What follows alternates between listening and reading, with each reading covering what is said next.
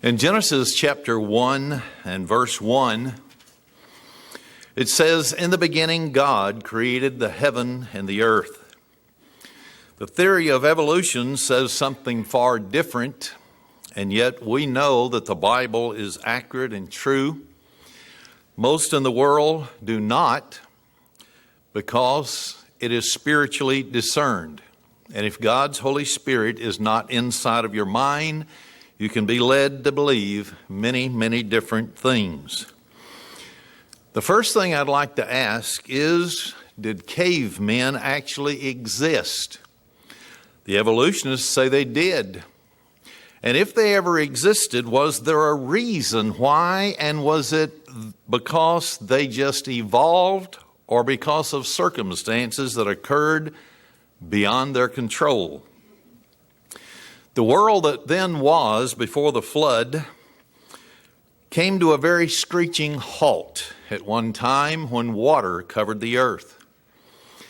8 people were saved on this side of the flood with animals to repopulate, but they brought with them something else. And that something else isn't even mentioned in the Bible. The Bible is very scarce when it comes to a history of the world except for one race, starting with Abraham. Some of the developed civilizations that immediately started after the flood within the first 400 years also came to a sudden halt. The greatness that they had, the building structures, the canals were so advanced, and yet all of a sudden they came to a screeching halt. What caused them to halt? What caused the civilization back there after the flood that built the pyramids, that built so many wonderful things, the wonders of the world that are unexplainable in the Bible? What happened to them? What caused it to stop? A man by the name of Jonathan Gray, in his book Dead Men's Secrets, in chapter 29, starting on page 317, gave much evidence as to what caused these civilizations to suddenly disappear. It's quite startling when we understand that what has happened in the past will happen again. Here's what he quoted, and I'll be quoting him. "In the forest areas between the Indian, that is, the country of India, mountains of Rajmahal and the Ganges, an explorer by the name of DeCamp came upon charred ruins. A number of huge masses appeared fused together.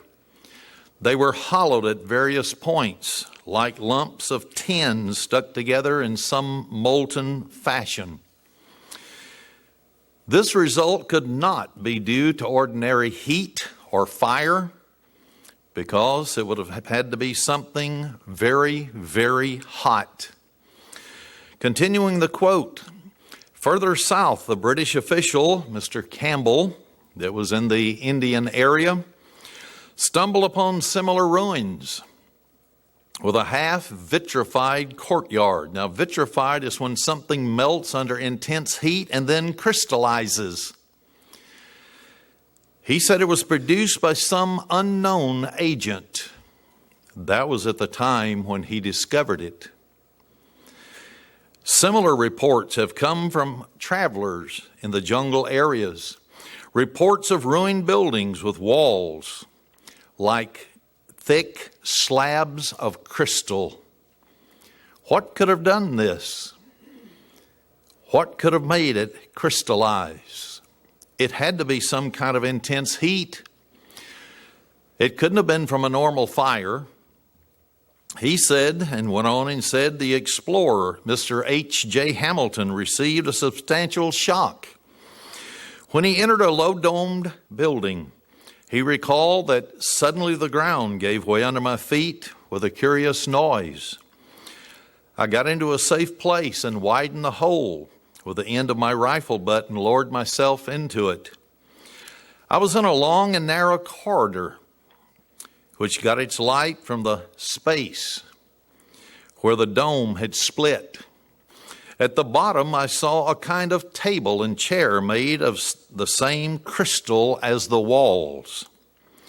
An odd shape was crouching on the seat with vaguely human features. Looking at it from close, I saw that it was a statue of some kind, but I didn't know what it was. As I got closer, I glanced at something that filled me with horror. Under the glass, which covered the statue, a skeleton could clearly be seen. Walls, furniture, people melted, then crystallized.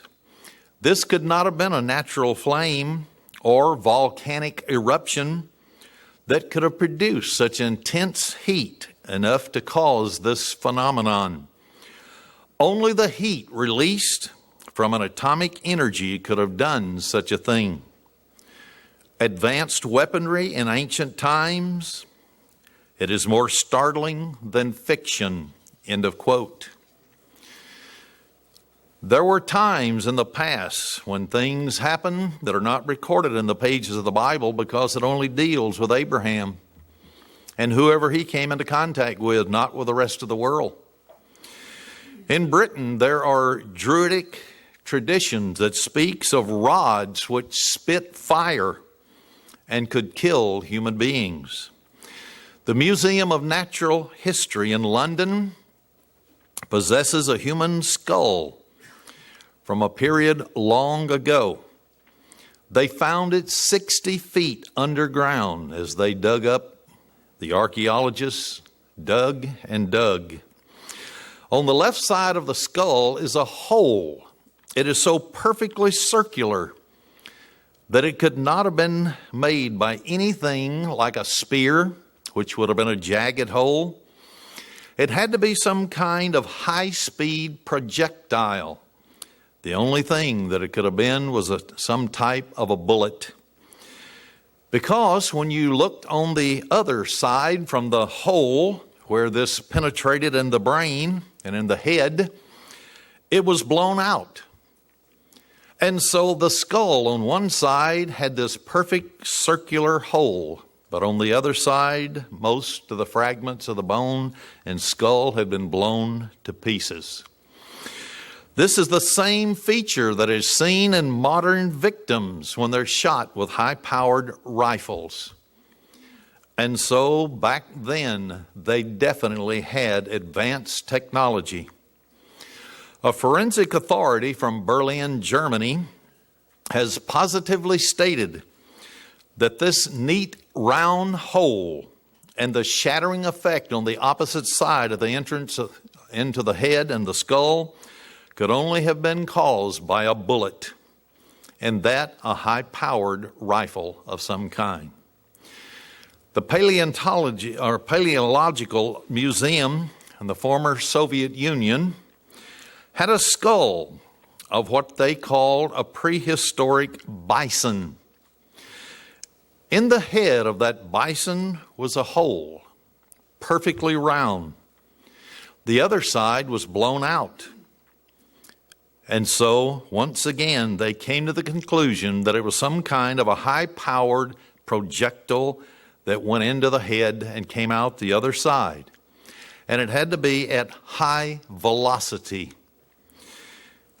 This is evidence of the destructive ability of the people that lived back there, starting about 400 years after the flood took place.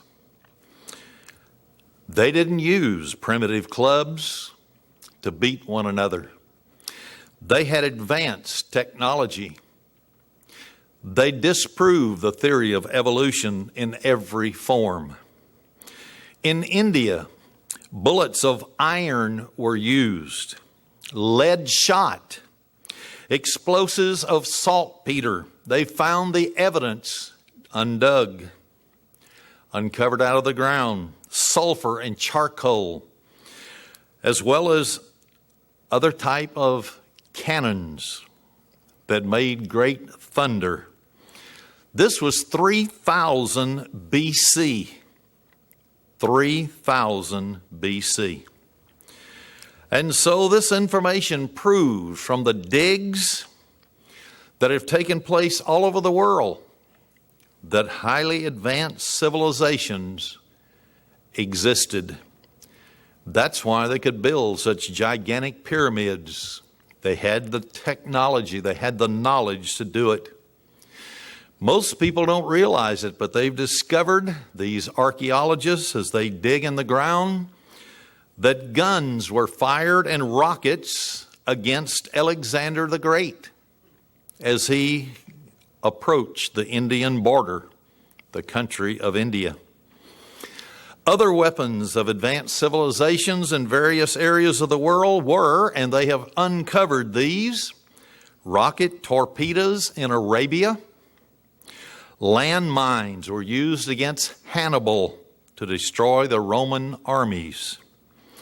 Bronze-lined portable flamethrowers, so small that you could carry it like a pistol in your pocket. They've actually undug solar mirrors that were used when they allowed the sunlight to go through it to disintegrate and burn the enemy. Does this sound like knuckle draggers to you? No, it doesn't.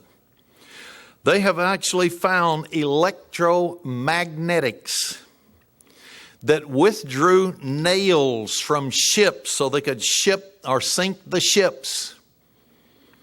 This is highly advanced technology. We can't even do that today. But they did it. They've actually found fire that burned in water, and it was chemical warfare weapons. All of this was found in various parts of the world, especially in India, where they have unearthed nerve gas that was used in India. They called it at that time poison that was produced, covering the earth with deadly fumes. Those are the writings that they have undug out of the earth. In China in 1000 BC, poisonous gas bombs were exploded on the enemy. 1000 BC. And we think we've come a long way. Unearthed documents found in the United States of America, tiny metal tubes that were released, and according to the documents, that would rain down cactus thorns. In other words, this was some kind of electric discharge. And what would it do? What were the results? Which paralyzed the victim for almost the entirety of the day, from sunrise to sunset. A second tube that they found, dug up out of the ground, could kill through unknown rays or discharge, possibly UHF ultrasonic sound waves. This was in the United States of America. Why are there certain places in America that look just like places in India, Africa, and South and Central America? I'm talking about the possibility of biological warfare, atomic warfare in those days. In India, they use chemical and biological warfare. They call it Samhara. That was a missile that was used. They had another missile that was a weapon that produced a state of complete paralysis. Then the advanced civilization of India at that time had killer beams that would come down from flying machines onto the populations. And according to the documents that were unearthed, they could burn 50,000 men to ashes in seconds. No cavemen dragging knuckles on the ground here. God created. God made man with intelligence. He could communicate. He could learn. He could absorb all the knowledge that God gave him. And the angels originally were there to help them. And then others came on the scene that were bent on destroying the human race. All of these things that they have unearthed, and they did that back in the 19th century and early 20th century, it sounds like nuclear energy that was used as a beam and some type of laser weapon. Does this sound like cavemen who grunt and drag their knuckles on the ground and grab their wives by the hair of the head and drag them back into the cave? No, it doesn't. In India in ancient times, they had super bombs. And I'm leading up to something for giving this information. They had one word that was used for a super H bomb. Now, none of this could have been understood with the documents that were unearthed in the 19th and early part of the 20th century until a certain date in history occurred. We'll get to that. They even described and had a name for remote-controlled jet bombers. This was 3000 BC. In India, they had a word for a bomb with napalm-like effects.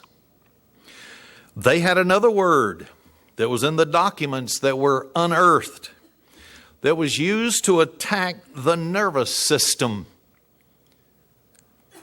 They had yet another name for a weapon that induced sleep upon the enemy. They also had flying spears, that it was called in these documents, that could ruin whole cities.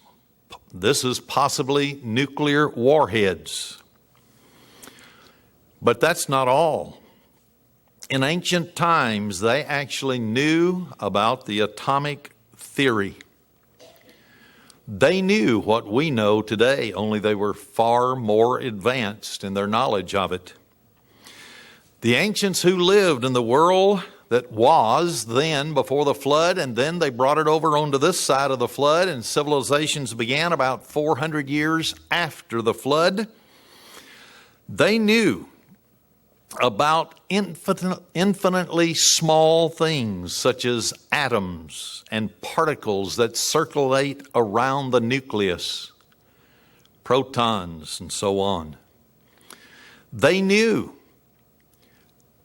that those little atoms looked like miniature solar systems.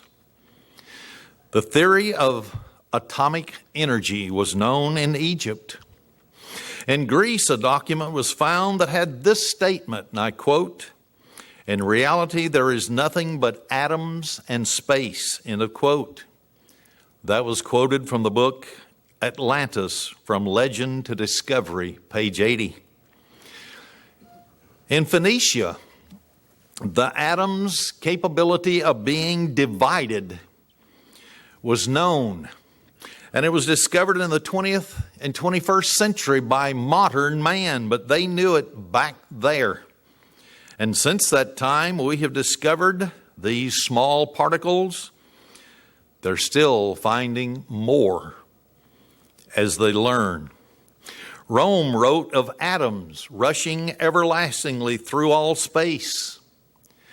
In other of their documents, they said that things undergo myriad changes under the disturbing impact of collisions. Why were they going to build a facility under Waxahachie, Texas?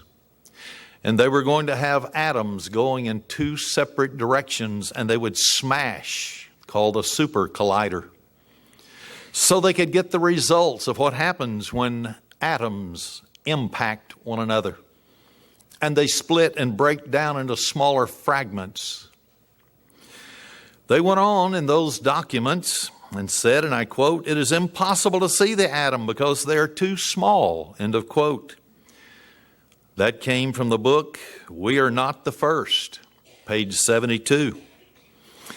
According to these unearthed documents, in Israel, the ancients that lived there knew of the atomic structure of matter and its polarity. In Sumeria, which was south of Ur of the Chaldees, one Akkadian picture tablet showed the nucleus and then these very tiny small balls circulating around it. And it was called an atom in our language. In India, they understood, number one, the molecular composition of matter. According to the book Doomsday 1999, page 125, it says, and I quote, "There are vast worlds within the hollows of each atom, multifarious as the specks in the sunbeam," end of quote. That was quoted from ancient documents that came from that part of the world.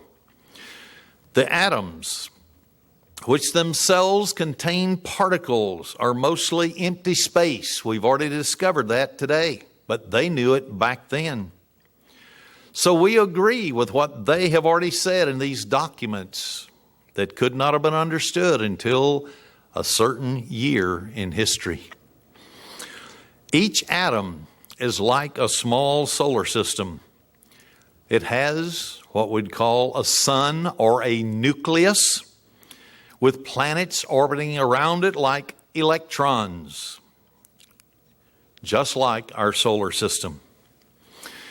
Modern documents, one of them is called a Sanskrit, and these are scholars from the country of India.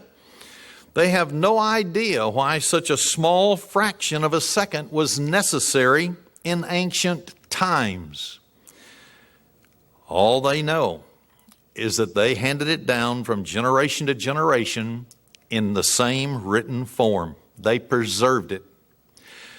And all of a sudden, when British archaeologists went there, they began to talk with the people and they began to read their documents. They couldn't understand them either in the late 19th century and early 20th century. They only knew that whatever was talking about was very, very small. Scientists have found a number of uranium deposits that appear to have been mined at one time in the ancient past and depleted. In Egypt, in the tombs of the pharaohs, the pitch that is talked about, that is used to preserve corpse, contains very highly radioactive substances. The cloth, a burial cloth, used for swathing is radioactive. The significance of this is very world-shaking. Why? Because it proves beyond a shadow of a doubt when they've opened these tombs in the Pharaoh's burial areas, they have found radioactivity, and it shows that they had advanced knowledge way beyond what we did and do today. Researchers have recently unlocked a time capsule in which there are a number of documents that were buried for people to dig up in the future. They could not have understood not one of the sentences in these documents because they were scientific until a certain time in history. Then they read just like a modern textbook on atomic warfare. These contents of this time capsule is quite alarming because it also entailed eyewitness reports that raise very compelling questions. One, did nuclear war wipe out huge sections of the civilized world in 3000 BC? Did they know the use of atomic weapons? Did they use them? Can it be absolutely proven by modern day archaeologists? In ancient documents from India, dated 2449 BC in our dating, an Indian text tells details how aircraft were used to launch weapons that devastated 3 cities. The record of these eyewitnesses is very unnerving because the written statements sounds just like the atomic bomb explosion in the 1940s on Hiroshima and Nagasaki. It described in detail, number one, the brightness of the blast. Number two, the column of rising smoke up into the air with fire attending it. Number three, it described the fallout for miles away, that people would get sick from these weapons. Number four, it described intense shock waves and heat waves that scorched people. And number five, it gave the appearance of the victims exactly like it was in Hiroshima and Nagasaki. And six, it gave the effects of radiation poisoning. These unearthed historical texts stated, number one, that it was an iron thunderbolt containing the power of the universe. That means it had to have been some kind of aircraft that dropped some kind of iron thunderbolt, they called it, instead of a nuclear bomb. And it had the power of the universe, the splitting of the atoms. And second, it said that an incandescent column of smoke and flame as bright as 10,000 suns rose in all of its splendor. Sounds just like an atomic bomb. That's why they told you, don't look at it. Look away if you're miles and miles from the detonation point. Number three, it described how clouds roared upward. This is very important that we understand the description of these ancient documents when we take information straight from the federal government's websites describing the effects of the atomic bomb on Hiroshima, Nagasaki, and nuclear weapons that have been tested. Number four, they described that it was blood-colored clouds that swept down onto the earth. So after the clouds roared upward, then all of a sudden it turned in and came down to the earth. Number five, they described fierce winds that began to blow 200, 300 miles an hour. They were advanced. They knew how to clock wind currents. They even said that elephants miles away were knocked off their feet. This will be important for the latter part of this message. Number six, the earth shook, they said in these documents, scorched by the terrible heat of this weapon. Number seven, they said corpses were so burnt that they were no longer recognizable. Number eight, they described how hair and nails fell out and off the body. Pottery would break up. Birds that were in flight turned white and fell to the ground. They described in these documents, after a few hours, all foodstuffs were contaminated. And then, ninth, I'll quote a statement. Thousands of war vehicles fell down on all sides. Thousands of corpses burnt to ashes, end of quote. Number 10, never before have we seen such awful weapons, and never before have we heard of such a weapon, end of quote. This was from the most sacred documents and the longest living documents from India that dated back to 2500 BC. They even described the war zone as being the upper Ganges mountain ranges in India. Passages from this ancient Sanskrit text are nothing but nerve-chilling.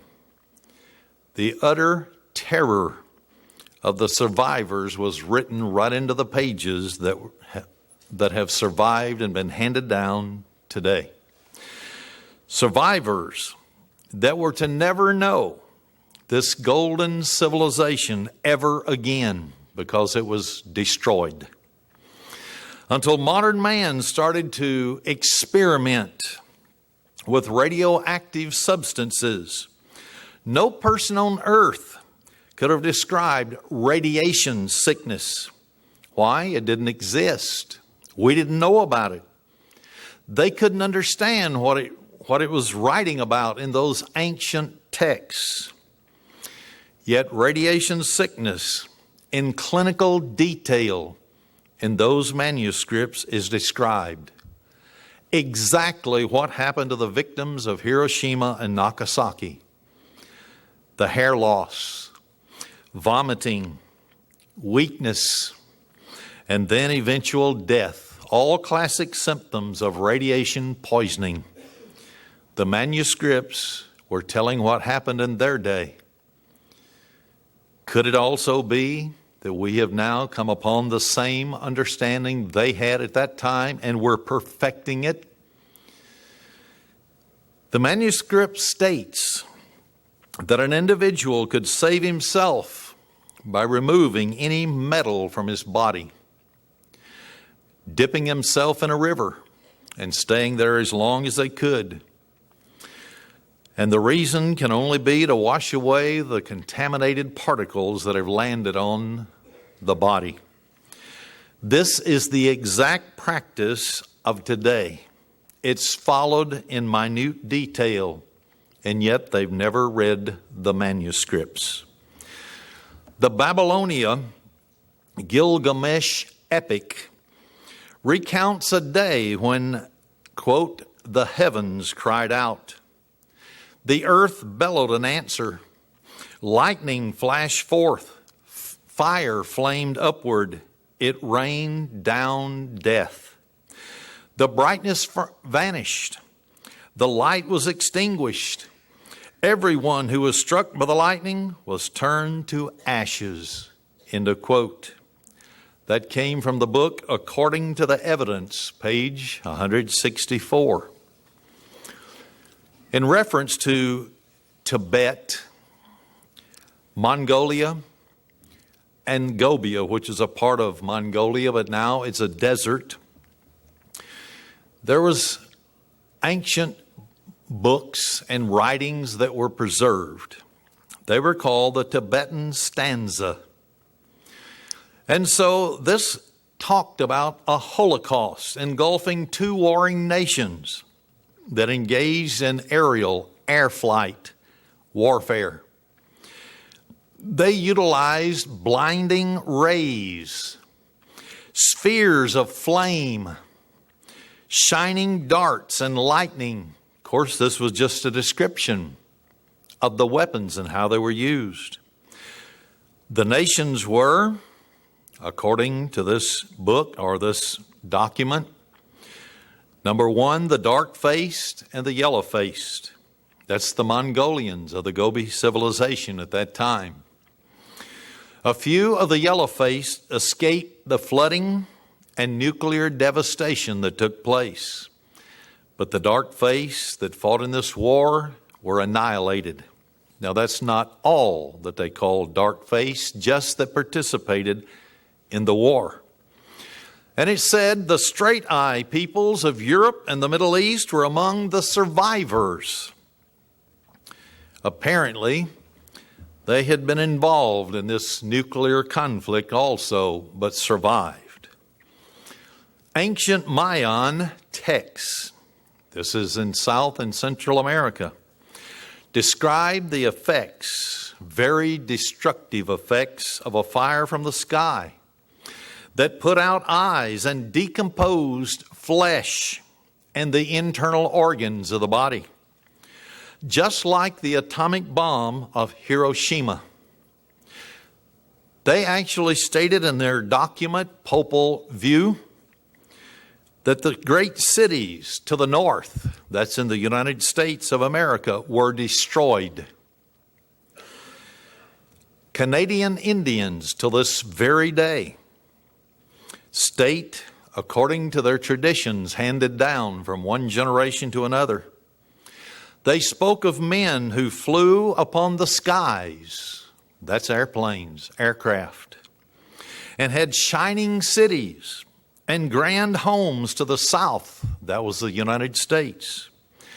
Then an enemy nation came and there was terrible destruction. All life in the cities were gone. Nothing but silence remained. This was legends from Canadian Indians. Even Hopi Indians living in the United States of America in the West relate, and I quote, "Some of these of the third world flew to a great city." This was related in the 1960s and 70s to an archaeologist. And they call South and Central America the third world. And he said that some from the third world flew to a great city, attacked it, and returned so quickly that the inhabitants didn't even know who their attackers were. Soon many nations flew to attack one another. So corruption and destruction came. End of quote. There is physical evidence of atomic warfare that occurred in the world, the ancient times. In Africa, there are remains of a prehistoric nuclear chain reaction that can't be explained by natural means. This was discovered down a mine, and the remains appear to be residue from an artificially produced pre-flood nuclear reaction. Things were so bad before the flood and so evil that God destroyed it. And he brought so much water and turbulence that he tried to cover up everything that happened in the past. But on this side of the flood, they began to do once again what they had learned to do before the flood. And within 400 years, civilizations just popped up everywhere, very advanced. In India, there are very strong suggestions that an atomic war was waged in the distant past, according to the book Secrets of the Lost Races, page 140. He used as evidence, and once again, I'm leading up to something for the 21st century. Precisely in the region specified in these old records is those between the Ganges, as I've mentioned, and the Raj Mahal mountain ranges. There are charred ruins, many of them, that have been explored and uncovered. Indications are that the ruins were not burned by ordinary fire. It just would not do what they witnessed with their own eyes. In many instances, they appear as huge masses fused together with deeply pitted surfaces like tin stuck by a stream of molten steel. That's how hot it was, according to their documents. Further south, in jungle-covered areas of what they call the Deccan, D-E-C-C-A-N, are more of these ruins. Walls have been glazed. In other words, the heat was so hot that they melted and crystallized. And they were corroded and split by tremendous heat. And some buildings, even the surfaces of the stone furniture were vitrified, melted, then crystallized. All of this was 3000 BC, 2500 BC. In the same region, a human skeleton was found with radioactivity 50 times above the normal level. They had to have known something about radioactivity. No natural burning flame or volcanic eruption could have produced a heat intense enough for these results. The heat of millions of degrees would have been necessary. That means a thermonuclear reaction would have been necessary to have this kind of ruins. In Pakistan, skeletons in several of their cities in the Indus Valley had the same radioactivity. They're thought to have been well over 1 million people in 2 different cities that were nothing but crystallized. Skeletons remain that were crystallized. Practically nothing is known of this in history except that both were destroyed suddenly. Not over a long period of time, 500 years, but suddenly. In one of these areas, there's an epicenter about 150 feet wide. Could that have been where the bomb dropped? After all, everything there was melted, fused, and crystallized. Just like what they find in the White Sands testing area for nuclear weapons. Sand that is crystallized with a greenish color to it. And then, 180 feet from the center, the bricks are melted on one side, indicating that a blast came from the inside blowing out. Ancient Indian texts speak of a city, people, that were given 7 days to get out. A warning of total destruction would come if they did not leave the city. They didn't leave, so excavations down to the street level reveal 44 scattered skeletons. This doomsday came very suddenly. Very suddenly. It happened so quickly they couldn't even get into their houses. All the skeletons were flattened to the ground.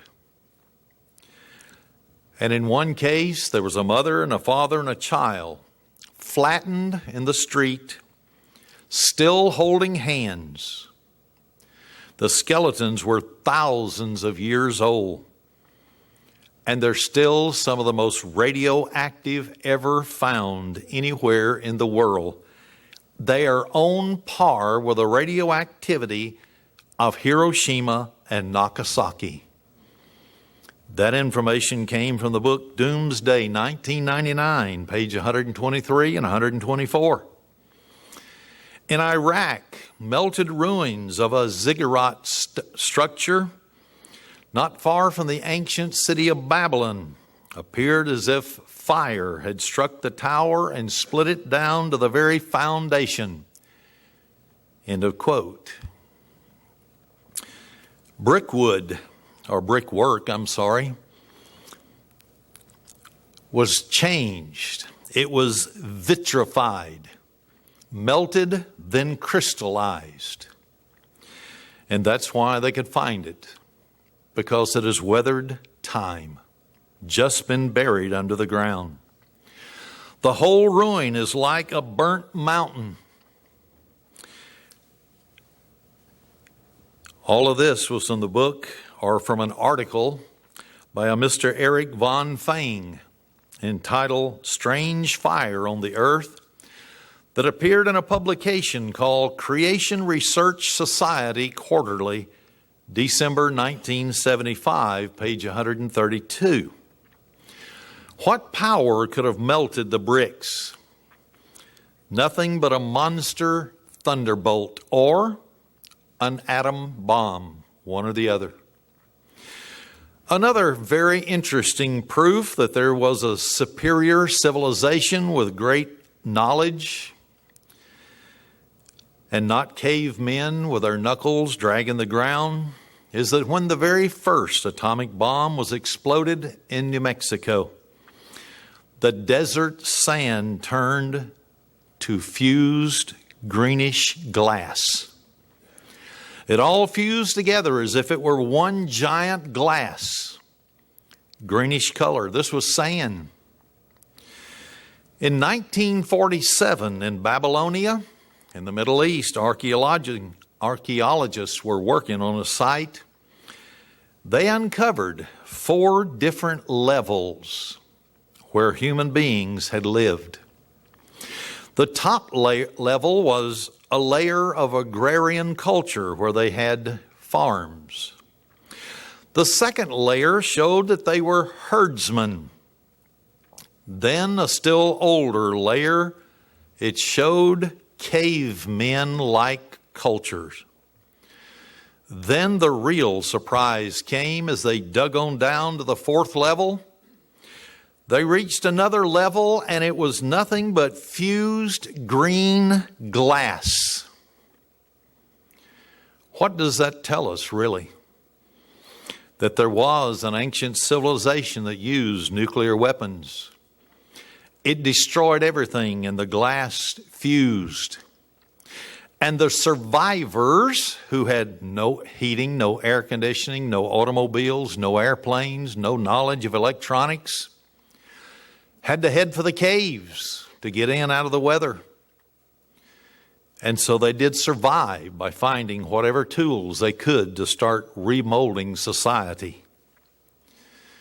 So did we have a real caveman society in an evolutionary process? No, we had cavemen for survival after nuclear holocaust had occurred. Lightning may occasionally fuse sand, but when it does, the fusing occurs in a distinctive root-like pattern, according to archaeologists.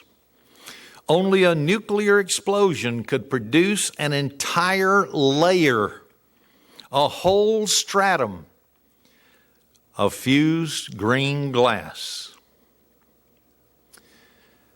In the Gobi Desert, now it's a desert. At one time in Mongolia, it was a plush land. The desert surface of the Gobi near Lob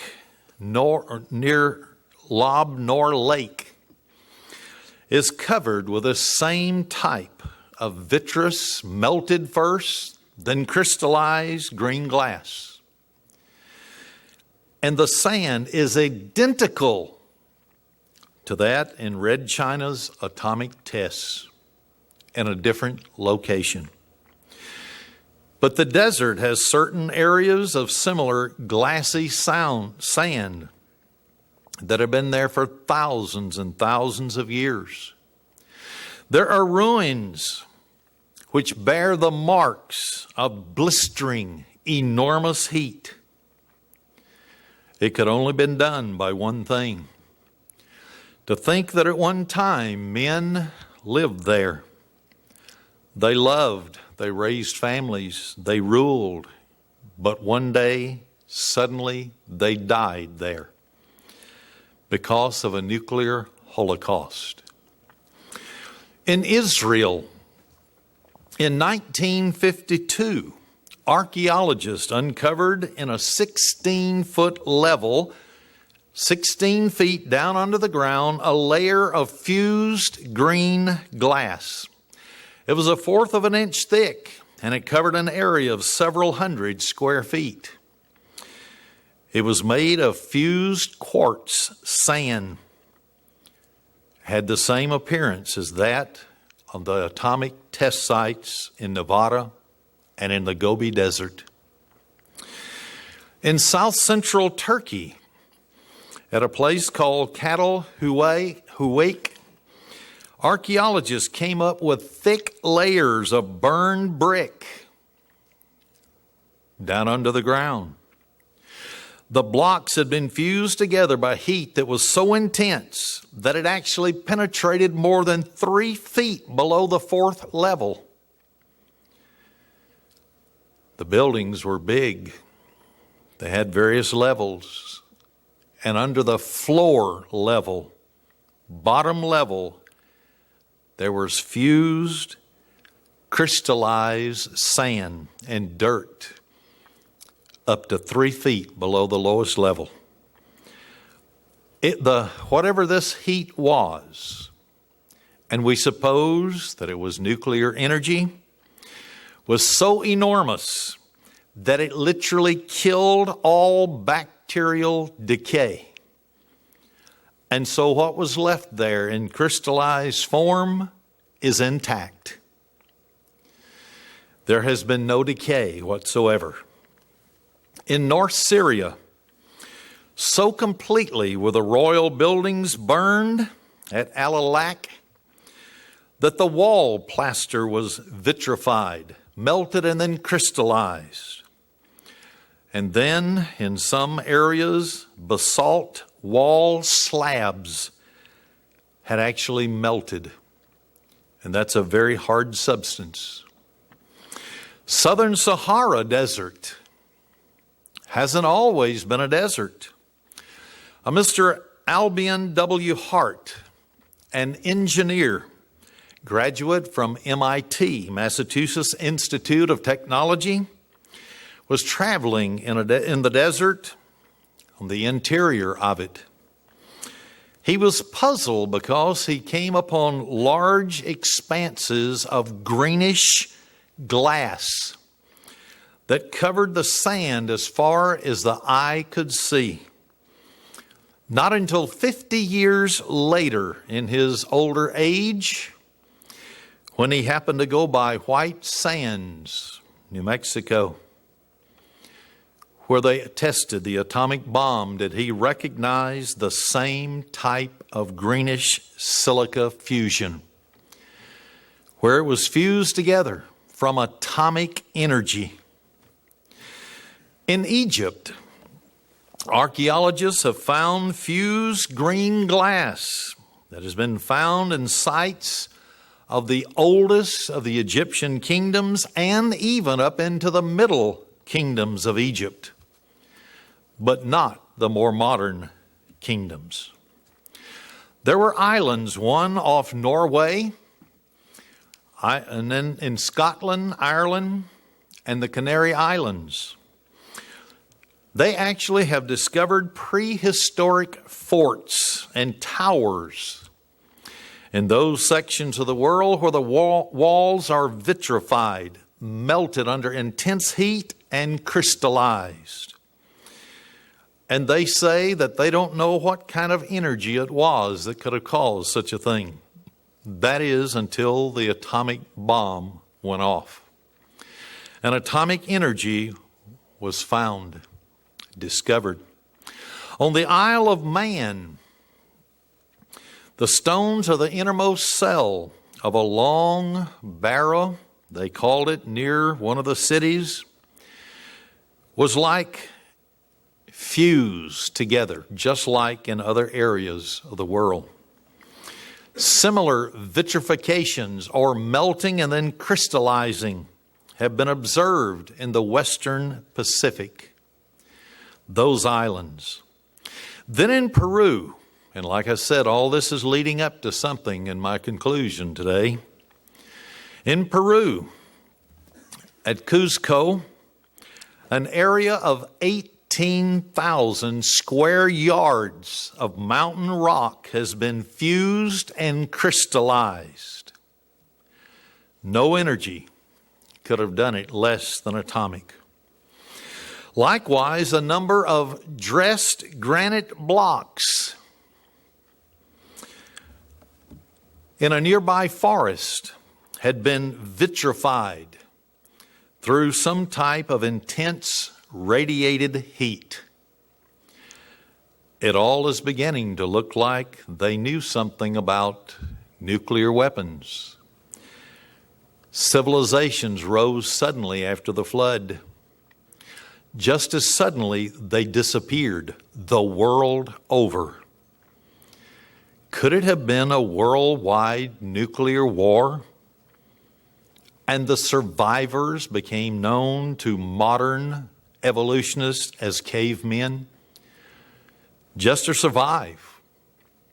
Because they didn't have the tools, the technology that they once had. It all went up in smoke.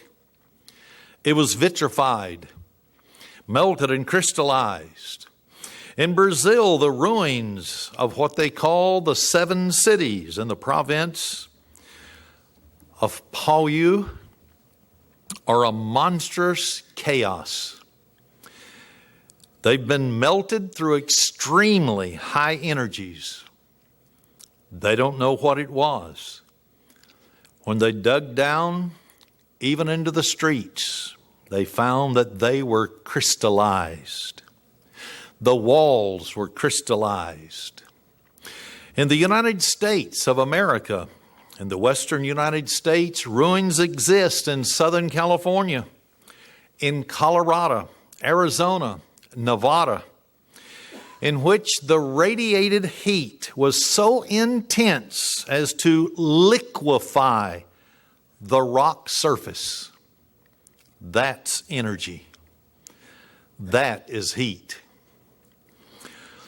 Between the Gila and the San Juan rivers, a huge region is covered with remains. I'm quoting now from Secrets of the Lost Races, page 128. Quote, ruins of city, burnt out and vitrified, remember, melted and crystallized, in part, full of fused stones and craters caused by fires, which were hot enough to liquefy rock or metal. There are paving stones and houses torn with monstrous cracks, end of quote. In the center of a ruined city in Death Valley, an appropriate name today, there were lines that can still be seen up to a mile long where these streets were found. They found positions of buildings along these streets that are still visible. And there stands an enormous structure on a tall rock. They thought it was a rock. The southern side of the rock and the buildings had been melted with intense heat and vitrified, crystallized.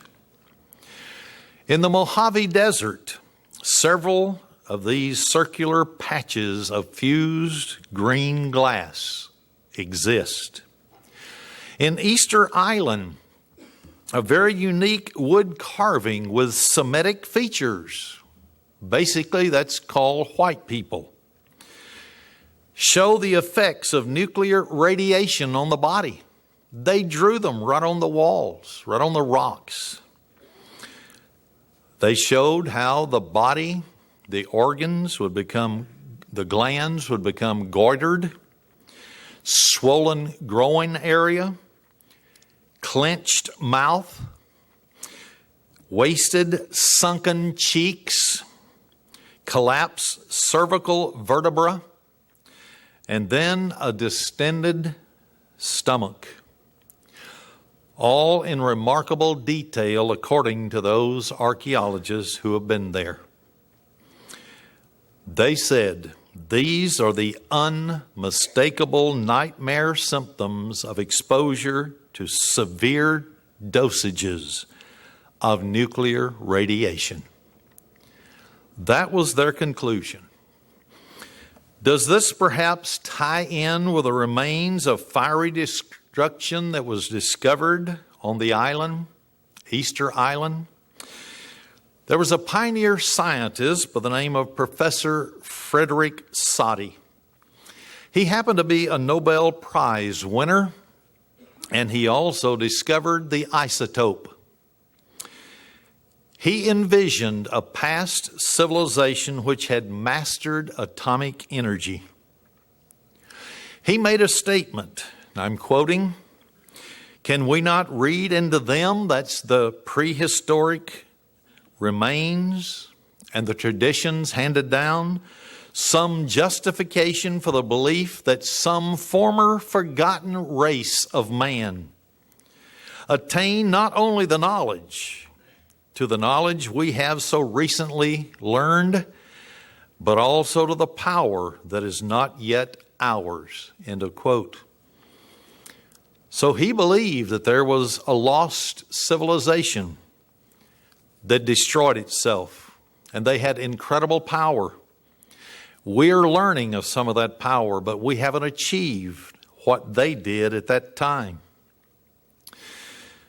The specter of past atomic warfare is increasingly more factual as new information comes to light, new archaeological digs. Whatever we choose to imagine in our own mind or believe, there is always the hard fact. There is already too much evidence from too many parts of the world to call this possibility nonsense. It's a fact, or it couldn't keep turning up so often, and even in time capsules that were placed there so that people in the future could find exactly what happened to that civilization. The ancients had knowledge of nuclear weapons, and they used them. That is the only explanation that we can come up with as to why such great civilizations so suddenly disappeared. The secret was known. Inevitably, justification was found for the use of these weapons of mass destruction. Just like our leaders today come up with reasons to go to war. Civilian populations disappeared suddenly.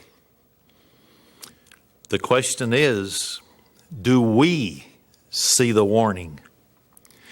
If this happened at one time in the past, couldn't it happen again?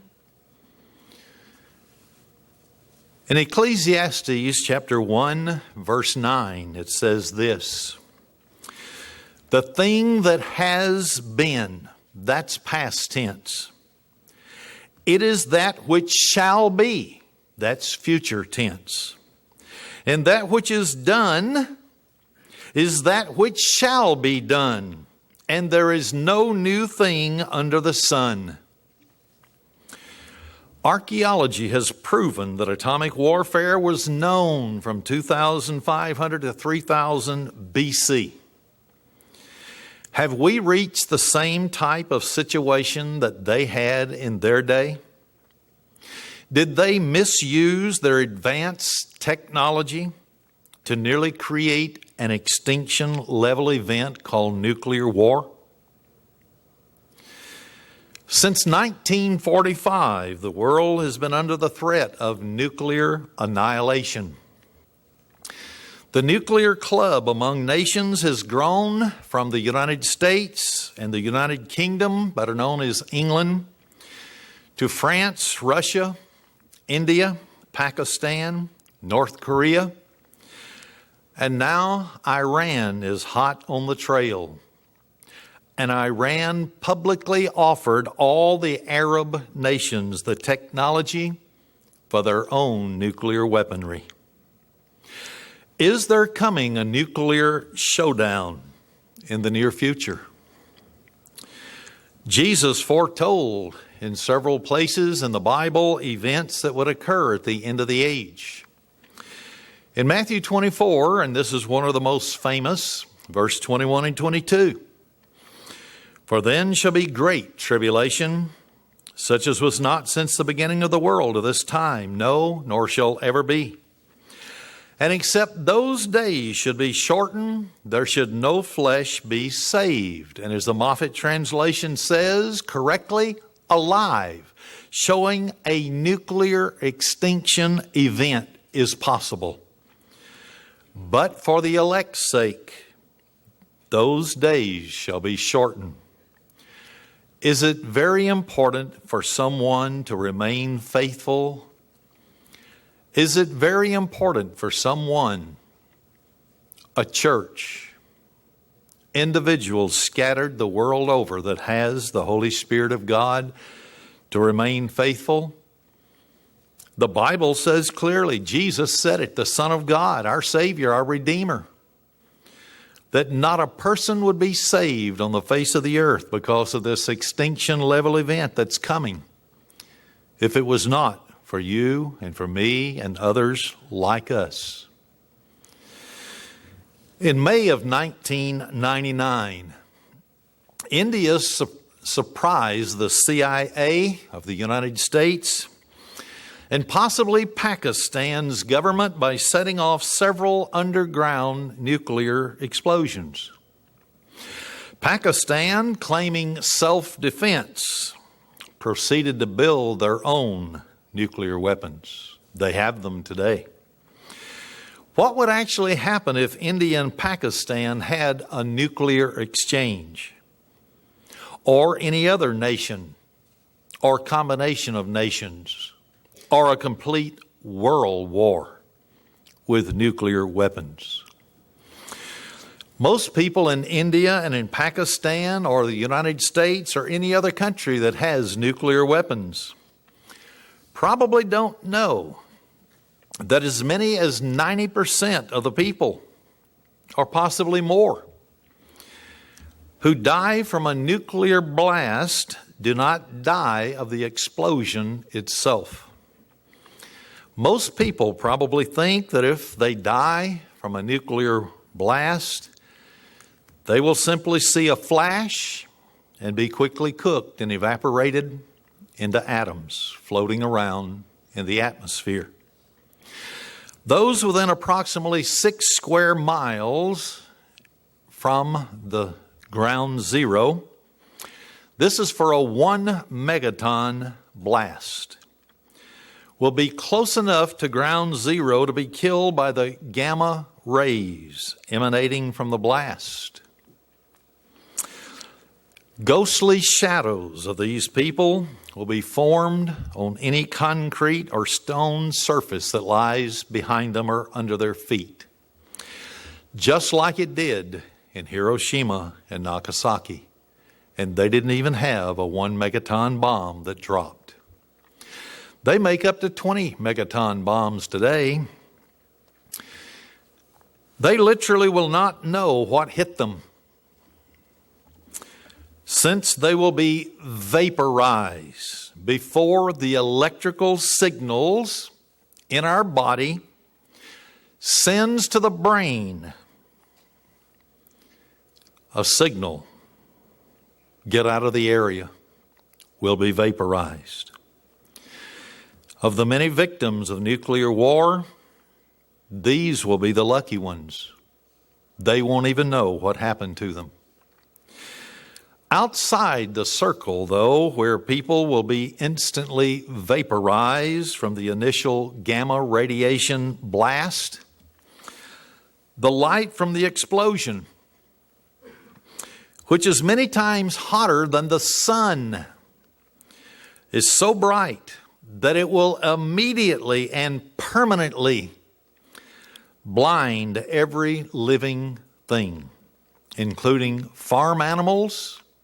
And in India, if you believe they're sacred or not, they'll be blind. Pets, birds as they fly will go blind and drop to the ground. Peasants working out in the field will go blind. Soldiers, maharajas, and government officials, anyone close enough to see the blast. It'll not matter whether their eyes are opened or whether they're closed if you're looking straight at the blast. This will happen perhaps 10 miles around in every direction. This is a 1 megaton bomb. What if it's a 20 megaton bomb? If a person is looking directly at the blast, he or she might be many miles beyond this outer perimeter of 10 miles. They might even be 50 miles away. But a 1 megaton blast will be many times brighter than the noonday sun. Those looking directly at the blast will have a large spot permanently burned into their retinas, where the light receptors will be destroyed. The huge bright cloud being nearly instantly formed In front of them will be the very last thing that they will see. They may not die, but it'll be the last thing they see. All this information is from government websites as to the effects of nuclear weapons. Most people who will die from the nuclear explosion will not die in the initial gamma ray burst.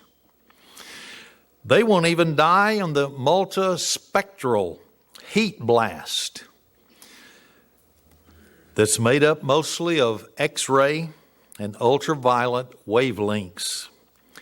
This will come about 10 seconds after the initial gamma burst. Nor will the pressure wave, which follows the intense winds over the next few seconds, cause most deaths in a nuclear holocaust. Even though they will start bleeding from every orifice in the body. Nor will most people be killed by the momentary high winds that accompany the pressure wave. These winds will reach velocities of hundreds of miles an hour in the epicenter of the blast. They'll reach velocities of up to 70 miles an hour, as far away as 6 to 10 miles of the blast of a 1 megaton bomb. A 20 megaton is many times higher. The high winds and flying debris will cause shrapnel-type wounds on people that are hit by those things flying through the air. And then some will experience blunt object trauma injuries. Together, the pressure wave and the accompanying winds will cause quite a few deaths. They will cause damage to the rest of the people, animals, structures in a large circular pattern, perhaps hundreds of square miles in area. Later, these people will begin to suffer from vomiting, skin rashes, intense, unquenchable thirst as their hair begins to fall out in clumps. The skin will also begin to peel off their body. The skin peeling is because the internal molecular structure of the living cells within their bodies are breaking down. A result of the disruptive effects of this high radiation doses that they will receive. Since they've already received the dose, these effects will show up even if people are immediately evacuated from the area. It'll be hard to evacuate anyone since everything around them will be destroyed. Transportation, trains, buses, aircraft. And the country would be at war. Who would be there to evacuate? This will not be a concern to them at this time. Why? Their immediate threat after the gamma blast, then after the heat blast, after the pressure wave comes through and sudden fierce winds will be the firestorm that will follow very quickly with very intense heat and hurricane 5-level force winds, all driving toward the center where the radioactive mushroom-shaped dome will be rising high into the air up to 10 miles high. It'll be filled with radioactivity, particles. It'll be in the sky, and the jet stream will begin to take it away from that area. The cloud from a 1 megaton blast will reach nearly 10 miles across from side to side and just as high. Soon after forming, it'll turn white because of water condensation around it and within it. An hour or so later, it'll be largely dissipated. You won't be able to see it anymore. That means that it will be carrying its cargo of death invisibly to the human eye in the winds. People will need to be evacuated from underneath the fallout, but they'll have a hard time knowing where to go. Which way will the wind be blowing? How do we get out? Where's the military? Who can evacuate us? Only for the first day or so will visible pieces of fallout appear on the ground, such as marble-sized chunks of radioactive debris, and also flea-sized dots of blackened particles. After that, the debris that is falling down on the earth from the radioactive cloud will become invisible, impossible to track. The fallout will only be detectable with Geiger counters carried by people in moon suits. Unfortunately, all the moon suits will already be used by government officials and those in the military. Probably no one will be tracking the cloud to know where it's going. One United States test in the South Pacific resulted in a cigar contamination area 340 miles long and up to 60 miles wide. It spread 20 miles backward or upward into the sky and 320 miles downwind. When the radiation falls, who will know where it falls? It'll depend upon the wind and the rains at that particular time. And it's difficult to predict where the clouds will travel before the blast happens. And it's just as difficult to track the cloud as it moves and dissipates around the globe. That's the key. Around the globe. Not just one little area. While underground testing is bad enough for the environment, a single large above-ground explosion is likely to result in measurable global increases of a whole spectrum of health effects. India and Pakistan will deny that they would be responsible, or any other country that engages in a nuclear war, that they would be responsible for these deaths, or any other nation that happens to be engaged in this war. But let's go back for a moment to Hiroshima and Nagasaki. The people who are affected by the blast itself will not be worrying about the fallout yet. A 1 megaton nuclear bomb creates a firestorm that can cover 100 square miles. Try to get out of that when your automobile won't run because all electronics breaks down. A 20 megaton blast, firestorm, can cover nearly 2,500 square miles. Hiroshima and Nagasaki were small cities. And by today's standards, the bombs dropped on them were very small bombs. The Allied firebombing of nearly 150 cities in World War II in Germany and Japan destroyed more than 25 square miles at a time. That's one bombing run. They would use upward of 400 aircraft and all the crew members to fly that aircraft. They would all be put in harm's way. The bombs were not dropped lightly. It was thought through.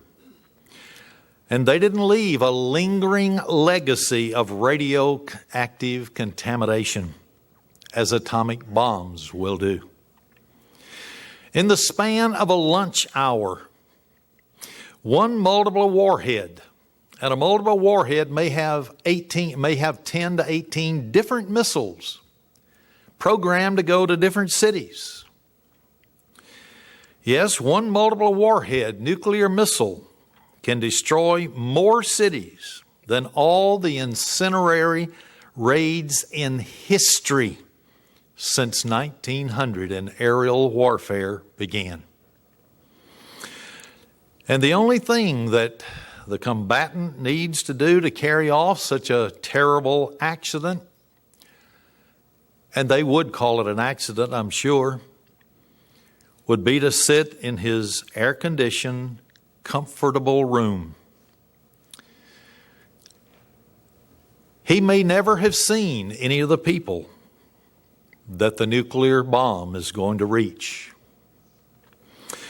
All he would have to do would be to push the button, and before his lunch was finished, cities all over the world would be going up in smoke, people vaporizing, fallout beginning to go in all directions. The perpetrator of this crime against humanity may never even have seen the adversary. He only needs to be good at following directions, the simplest of orders: accompany man. A robot could press the button. You would think that only a robot would do such a thing. But human beings did it during World War II. In 2 Peter chapter 3, verse 6 and 7, it says this: "Wherefore the world that then was, being overflowed with water, perished. But the heavens and the earth, which are now, by the same word are kept in store, reserved unto fire, against the day of judgment and perdition of ungodly men." Scientists have discovered the building blocks of the world, the atom. When it split and detonated, fire will ravage whole civilizations once again. The energy will be so hot that once again sand will melt and crystallize and become greenish. Buildings will melt together and crystallize and become vitrified. Humanity that is affected will be in deep trouble. They will not see any way out. But Jesus Christ has told us these things in advance so that we could have faith in Him, and so that we would repent of all of our ungodly character traits and live according to His way of life of love toward Him and our neighbor as ourself. Nuclear war is nothing less than genocide. It will be the genocide of the whole human race unless Jesus Christ intervenes. The developing firestorm that the survivors of this initial blast will be worrying about, if they can think straight at all, many will have become instantly shell-shocked, incapacitated, unable to function if they survive and they're not on ground zero. Many will simply go mad.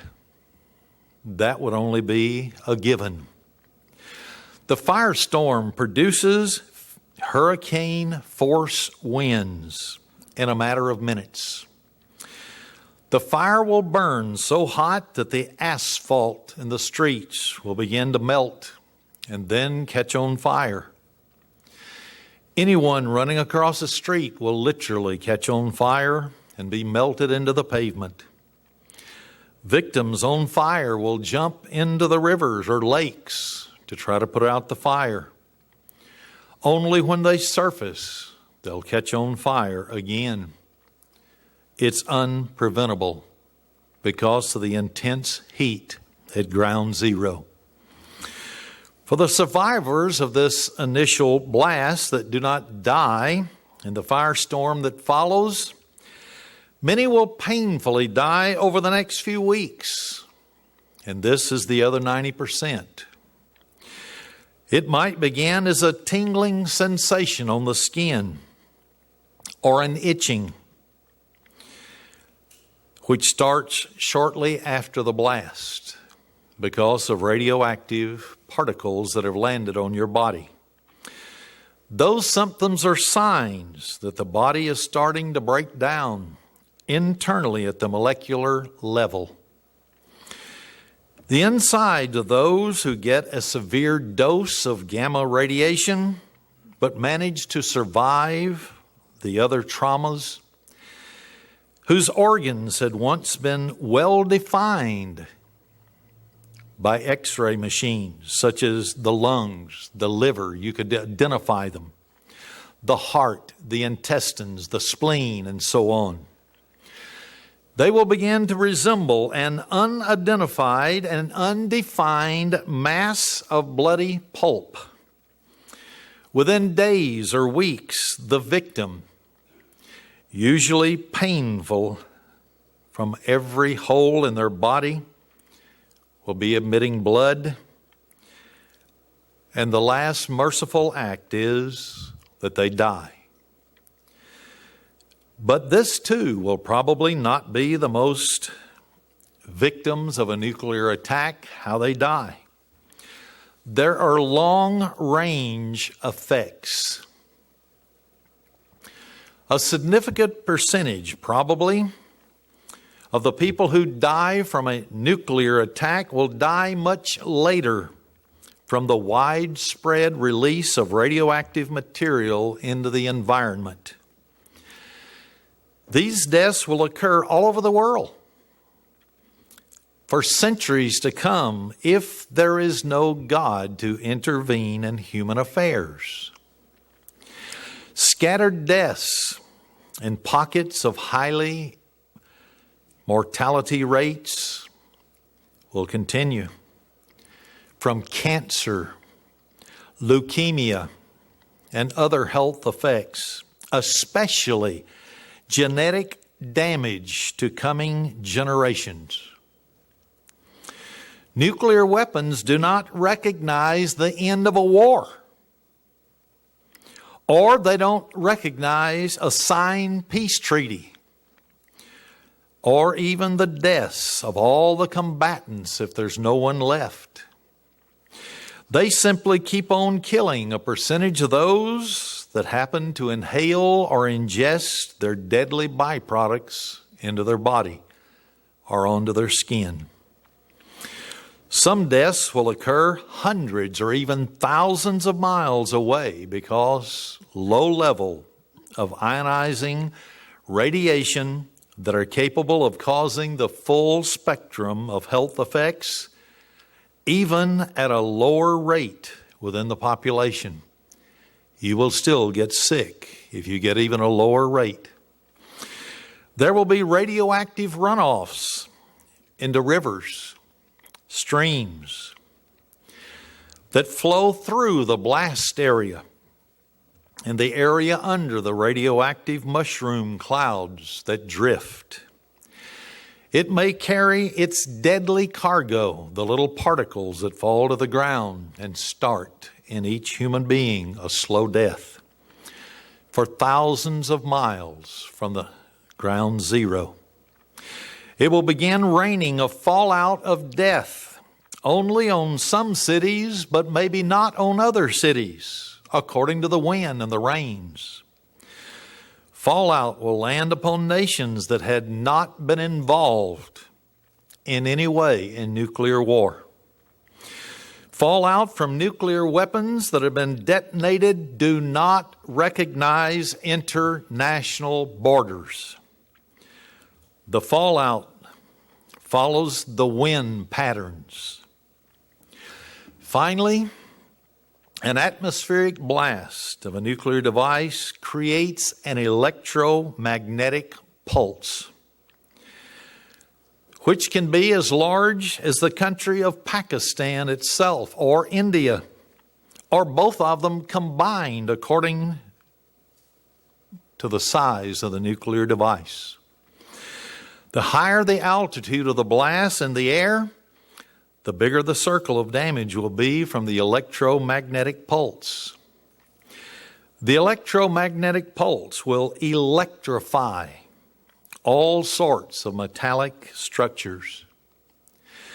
It'll be the whole country, like the whole country is just getting a powerful jolt of electricity, of lightning at the same time. As computer chips are made better and better, they will also short circuit because of this powerful blast. Transistors will fail. Capacitors will fail. Diodes and resistors become more vulnerable to the electromagnetic pulses as they become better and well made, because they're connected with wires, and the pulse will run through the wires. Electromagnetic pulses destroying electronic equipment is one of the reasons above ground testing was stopped by the government of the United States. The other reason is that it became impossible to deny that the radiation dispersed by the test was literally killing people and cattle. Peacemakers may stop working for those within the targeted area, and they may simply drop dead. And then those who have heart problems that wear pacemakers, they will short circuit. Computers will permanently shut down. Lights in the cities will cease to function. Commercial and private aircraft that is dependent upon advanced technology, electronic equipment, will drop from the skies.